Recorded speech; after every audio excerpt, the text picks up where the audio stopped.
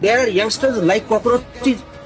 They don't get any employment. They don't have any place in profession. Some of them become media. Some of them become social media. Some of them become RTI activists. Some have become another activists, and they start attacking everyone. And you people file contempt petition because I go to you not taking up the matter of as if there are already parasites in society who attack you people. You attack the system. ভিডিওটিতে আপনারা দেখতেই পাচ্ছেন supreme কোর্টের প্রধান বিচারপতি সূর্যকান্ত দেশের Gen Z ও বেকার যুবকদের উদ্দেশ্যে সাম্প্রতিক আদালতে ককরোচ ও প্যারাসাইট শব্দটি ব্যবহার করেছেন। এই নিয়ে দেশ জুড়ে এখন তোলপাড় চলছে।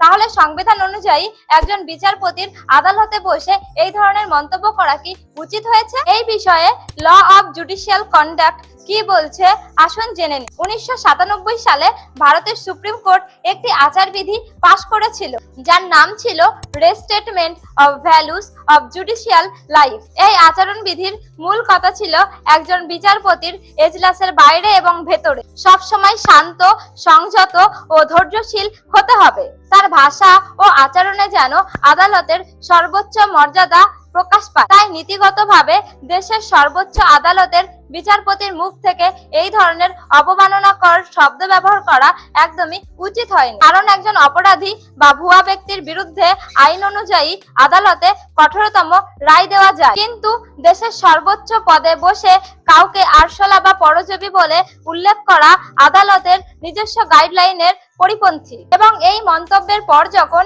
দেশ জুড়ে তীব্র সমালোচনা শুরু হয়, তখন 16 মে প্রধান বিচারপতি সূর্যকান্ত নিজে এজলাসে দাঁড়িয়ে এই বিষয়ে ক্লারিফিকেশন দেন যে তিনি দেশের সাধারণ যুব সমাজকে আক্রমণ করেননি, বরং যারা জাল ডিগ্রি বানিয়ে আইনি পেশায় ঢুকছেন এবং আদালতকে অবমাননা করছেন তাদের উদ্দেশ্যেই তার এই আক্রমণাত্মক কথা ছিল। মনে রাখবেন, রুল অফ ল তখনই মজবুত হয় যখন দেশের সাধারণ মানুষ আদালতের ওপর বিশ্বাস ও আস্থা রাখে এবং সেই আস্থা টিকে থাকে বিচারকদের নিরপেক্ষতা এবং ভাষার সংযমের উপর।